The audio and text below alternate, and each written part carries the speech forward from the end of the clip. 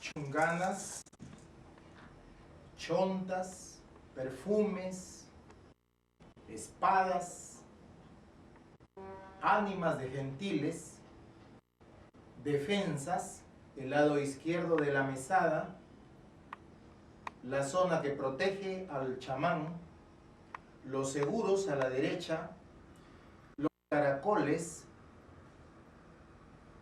los cuarzos, los azufres, las rudas, las flores, las espadas macho, las espadas hembra, el ayahuasca, el San Pedro, el tabaco,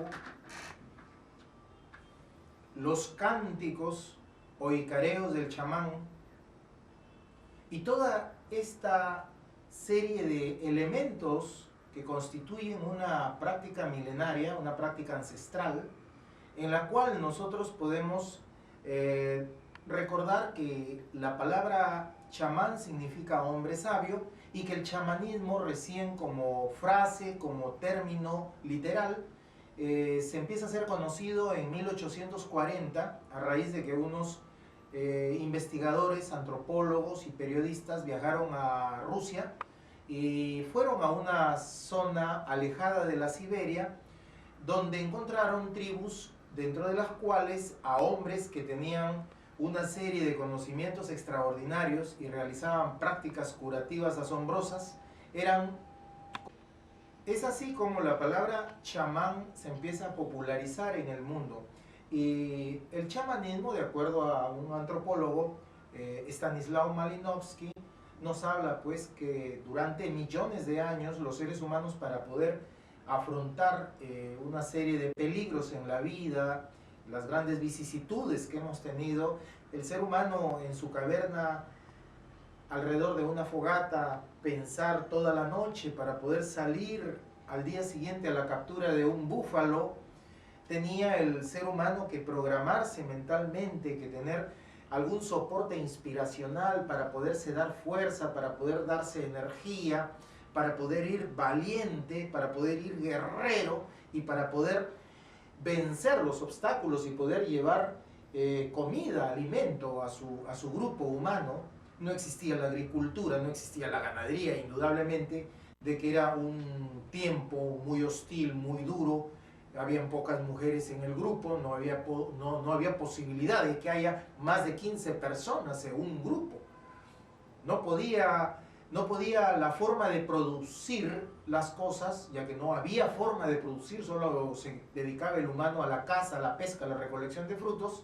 Entonces el ser humano tiene que conectarse con lo más profundo de él. Y el chamanismo en todos los continentes se ha practicado de distintas maneras. Los pueblos antiguos, los nativos, han sido siempre creyentes en todas estas formas que han constituido el punto de apoyo para que la humanidad avance. Hoy en día nosotros podemos ver que el chamanismo es visto con malos ojos por parte de muchas personas que no entienden porque no han investigado.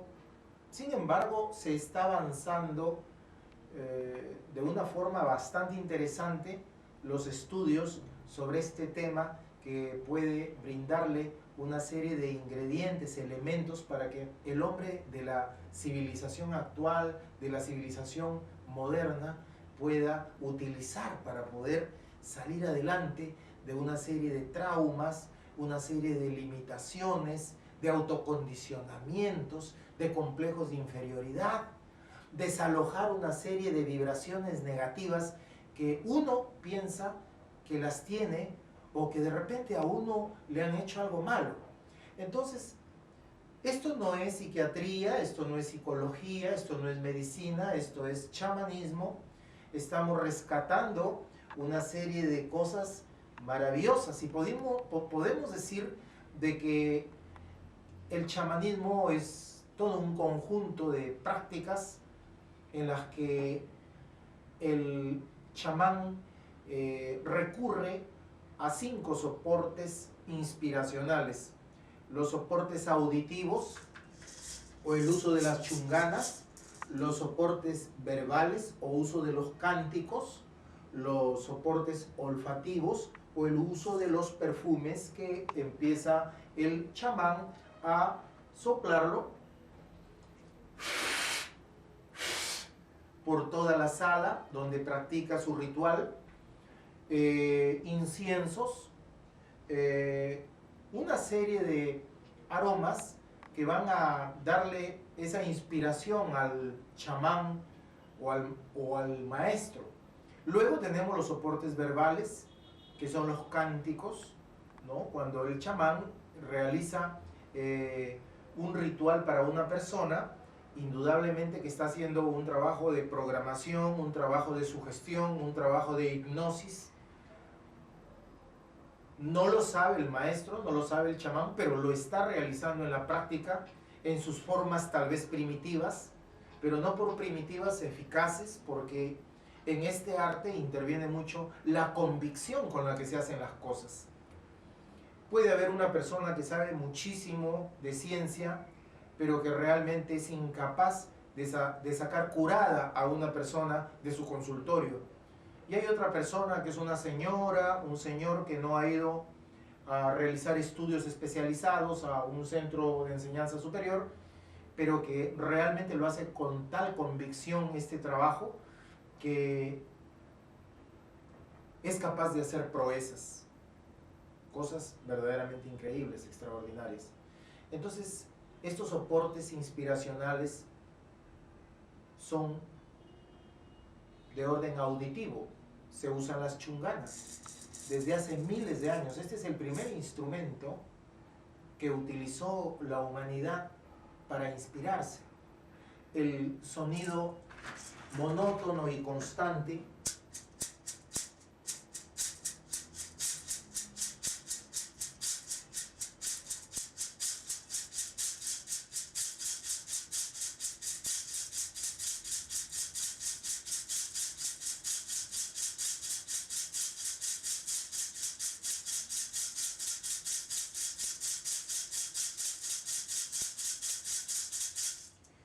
Este sonido cumple un rol tranquilizante, serena, relaja, y el maestro puede hacer uso también de otro instrumento milenario, el uso de tambores.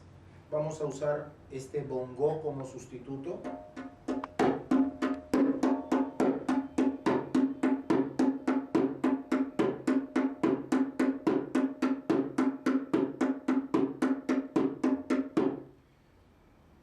El sonido tiene el propósito, en ese simple tum-tum, de relajar la mente, para que la persona luego pase al uso de otro soporte inspiracional que ya no es auditivo, sino que es verbal, ¿no?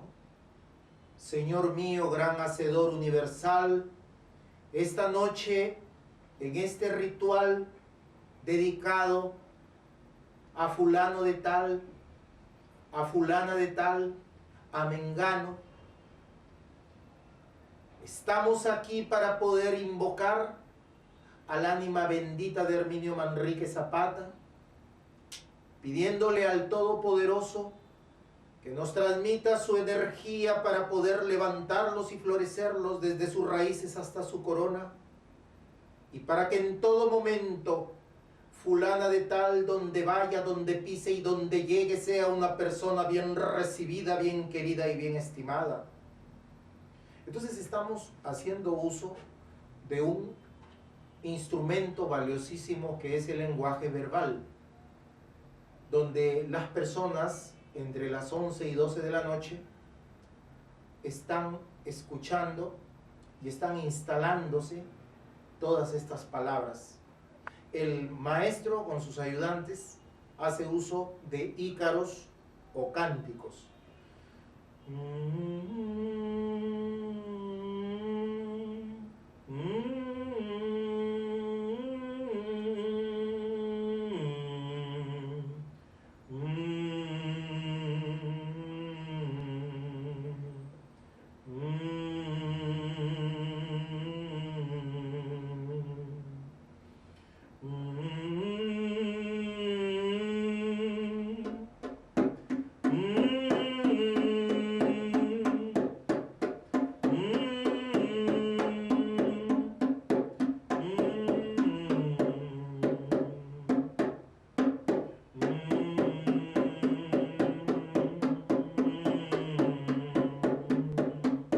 Y entonces se toma el San Pedro, que es un cactus que se hierve durante 6 a 8 horas, y este San Pedro es el que constituye un psicoactivo poderoso que lo lleva al chamán a otro plano. Extrasensorialmente lo desdobla. El chamán cabalga el remedio, porque así se le llama al San Pedro, para realizar sus visualizaciones y para inspirarse. Estos soportes que hemos mencionado, soportes auditivos, que son los sonidos, a través de las chunganas, a través de los tambores, algunos maestros usan cintas magnetofónicas, usan como cortina musical algunas canciones de corte andino. Depende el lugar, el sitio, la zona, el país. Luego tenemos que mencionar los soportes olfativos que estamos subrayando, que son los aromas a través de los perfumes que se expanden.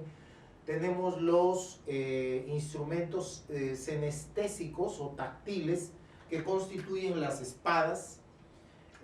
Las espadas son instrumentos o artes chamánicos que tienen la finalidad de defender o de atacar, defenderse de los enemigos o atacar al contrincante, contendor o al otro brujo, chamán o maestro que está tratando de tumbar el trabajo de quien está realizando su mesada.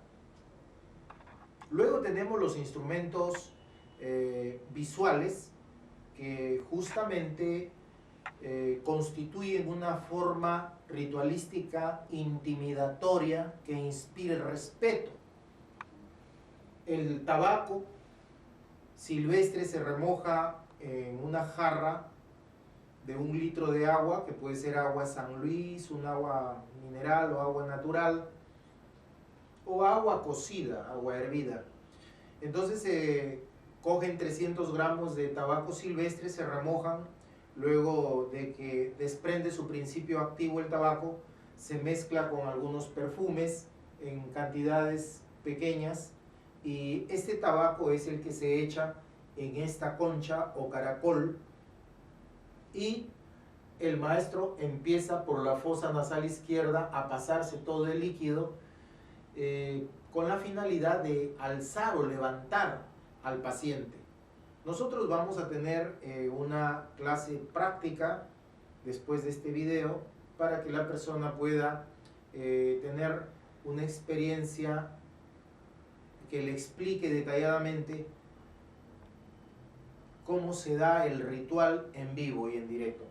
Entonces, ¿por qué intimidatorio? Porque muchos visitantes que llegan donde un maestro, algunos llegan burlones, algunos llegan porque, en fin, están acompañando a un pariente o familiar, pero no respetan el trabajo de ese maestro.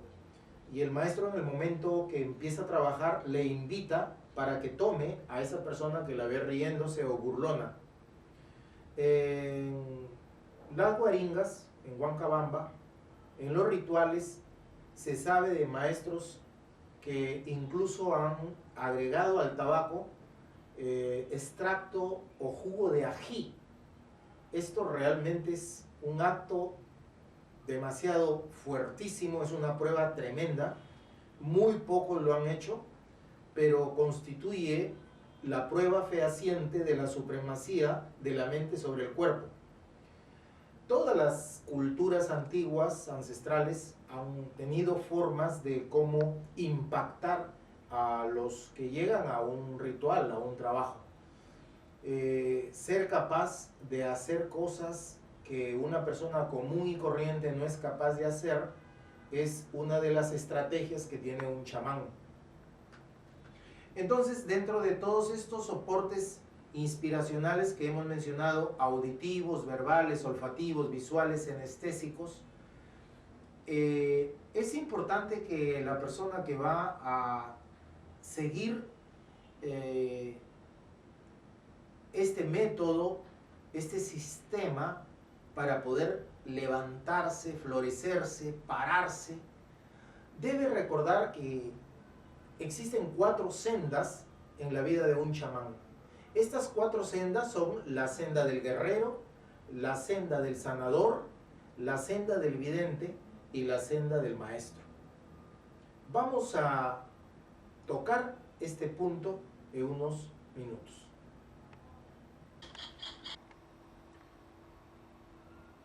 Tal vez el más grande antropólogo del mundo, que ha estudiado de una forma muy particular y muy especial el chamanismo, ha sido Carlos Castaneda. Carlos Castaneda, en su obra Las enseñanzas de Don Juan, y en una decena más de libros, donde él desarrolla cuál es el proceso que experimenta una persona al ingresar al mundo chamánico. En resumen, él nos deja una enseñanza interesantísima sobre las 4 sendas del chamán. El chamán tiene que manejar con bastante cuidado la senda del guerrero. Guerrero es sinónimo de conquistador, es sinónimo de defensor, es sinónimo de agresor, es sinónimo también de sentenciador, ajusticiador, etc. Pero fundamentalmente lo que se rescata del guerrero como senda del chamán es la valentía. No puede un chamán inspirar a las personas a las que va a ayudar, a las que va a levantar, a las que va a florecer, a las que va a curar, con una personalidad dubitativa, vacilante, con una personalidad carente de espíritu, carente de fuerza. Justamente la valentía es la que le va a dar al chamán ese estado especial donde inspira respeto, inspira autoridad, inspira liderazgo. Las personas no pueden ayudarse con un chamán débil, con un chamán maullante. Las personas van a recurrir a un maestro fuerte, a un maestro rugiente en sus rituales. Entonces, uno de los senderos fundamentales del chamán es el sendero del guerrero. Esa parte humana donde se debe tener la fortaleza suficiente para poder vencer los obstáculos. Primero creer y después ver, para poder inspirarse, para poder soñar de que tenemos la posibilidad de construir un mundo mejor. Se requiere valentía, mucha valentía, porque es mucho más fácil dejarse llevar por la corriente. Es mucho más fácil decir no se puede. Es mucho más fácil enfocar la atención en la búsqueda de culpables, en la búsqueda de responsables, antes que en la búsqueda de alternativas, de opciones, de soluciones, de remedios. Por eso es que el chamán es una persona que tiene que convertirse en alguien que arenga, que levanta, que para a la persona. Por eso es que cuando vamos a un ritual de las Guaringas en Huancabamba, un verdadero maestro, un Florentino García, vemos a un maestro Melendres, vemos a tantos maestros conocidos como Marino Aponte. Ellos cuando levantan a una persona, la levantan no solamente con el poder de la palabra, no solamente con su voluntad, su cariño, sino que la levantan a la persona con su valentía, para que donde vayas, donde pises, donde ingreses, seas siempre una persona bien respetada, bien querida y bien estimada, y nada ni nadie pueda dañarte, solo Dios con su divino poder. Entonces, esa es la valentía que transmite el chamán. El otro sendero es el sendero de sanador. No se limita el chamán a hacer una sanación en el campo físico, calmando las dolencias biológicas, fisiológicas, orgánicas del paciente, sino que también a través de sus oraciones, a través de sus decretos, a través de sus sugestiones, a la persona la levanta, hace una transformación total de la química de su interior, altera positivamente la composición química de su sangre, mejora el funcionamiento de sus células, de sus tejidos. La persona llega deprimida, llega verdaderamente acabada a veces, desamparada. Y entonces la sanación del chamán es también del alma. Es un médico del alma, salvando las distancias con el médico científico. Entonces el sanador tiene que ser una persona que está sana. El chamán tiene que cuidar mucho su salud. Tú no puedes dar sanación a otro cuando tú estás enfermo. Luego tenemos la tercera senda, que podríamos señalarla como la senda del vidente. Aquí viene algo muy importante, que es el uso de las plantas enteogénicas o plantas sagradas, como en el Perú se utiliza el San Pedro, se utiliza el ayahuasca, en México se utiliza el peyote, en los pueblos nativos antiguos de Norteamérica se han usado y se usan determinados hongos alucinógenos, pero estas plantas son sagradas y sirven como soporte para que la persona o el chamán logre visualizar, logre conversar con la planta. Entonces, el maestro, en el momento que realiza un trabajo de evidencia, está viajando a otros planos de la conciencia. Entonces, el maestro es un vidente y tiene que aprender a tomar estos brebajes, estas plantas enteogénicas. Un curandero es un curandero, pero no es un chamán. El chamán tiene el dominio de plantas, pero aparte de eso, cabalga el ayahuasca, cabalga el San Pedro.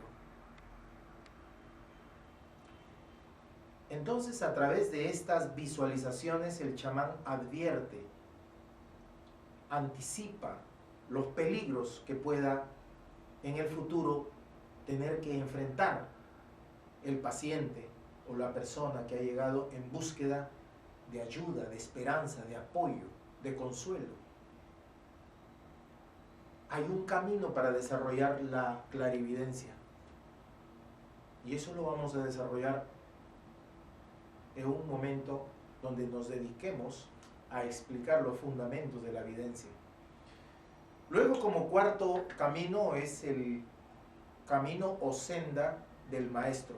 Un chamán fundamentalmente aspira a llevar una vida ética, porque se convierte con los años en un venerable, en un maestro que no solo inspira respeto, sino que se lo gana a través de una conducta moral. Hay muchos maestros buenísimos, hay chamanes que se han quedado en el camino, han hecho uso y abuso de estos poderes, han manipulado a mucha gente, han hecho fortunas de mala manera, han tenido hijos regados por todo sitio, pero hay que recordar algo muy importante, que la calidad no es para la mayoría, la calidad es para una minoría, que son los que más se esfuerzan, los que más se sacrifican, los que más se preparan. Entonces, las 4 sendas de un chamán son la senda del sanador, la senda del vidente, la senda del guerrero y la senda del maestro. En cuanto se refiere a la forma como una persona puede trabajar para sí misma, puede hacerlo los días viernes en la noche, puede tener su propia mesa ritualística. El hecho de tener una ánima no significa magia negra. El hecho de tener una Santa Bárbara, que es esta pata de toro con esta cabeza de esta persona, pero que es fundamentalmente un soporte inspiracional. Al lado izquierdo de la mesa están las defensas para protegerse. Al lado derecho están los perfumes, están los instrumentos musicales, están las chontas, está la conexión con Dios, pero fundamentalmente en el lado izquierdo está para defenderse de la magia negra de otros y al lado derecho está para practicar la magia blanca. En el centro, algunas mesadas tienen figuras y fotografías de santos, de santas, de la devoción de cada maestro. Las chontas tienen un papel importante en los rituales.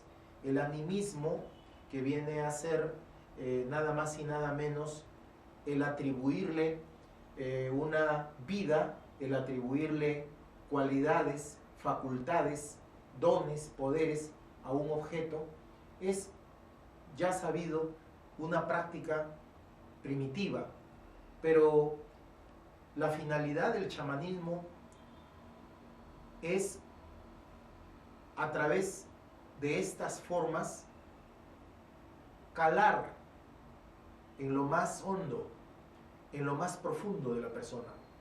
Cuando nosotros limpiamos a una persona y la acostamos sobre pieles de alpaca, de llama, o de res, o de carnero, no es otra cosa sino la búsqueda de una conexión con lo ancestral, porque el paciente, desde que ingresa a un ambiente donde existen una serie de elementos que lo transportan subconscientemente a eras pretéritas, a eras pasadas, cuando a la persona se le da a beber el San Pedro, cuando a la persona se le empieza a limpiar con azufres, a limpiar con ruda, y uno mismo se puede limpiar, uno mismo se puede pasar las espadas, uno mismo desaloja todas las vibraciones negativas,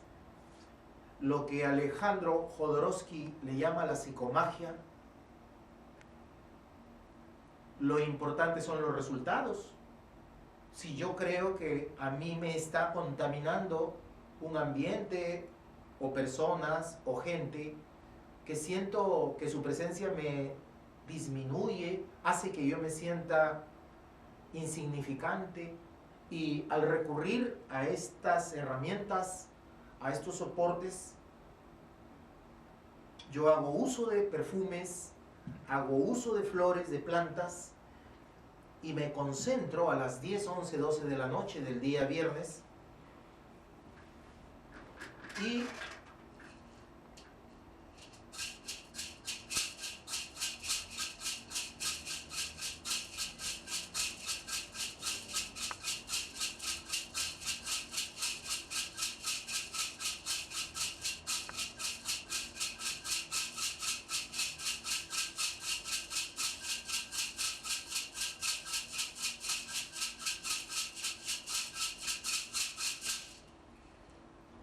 me levanto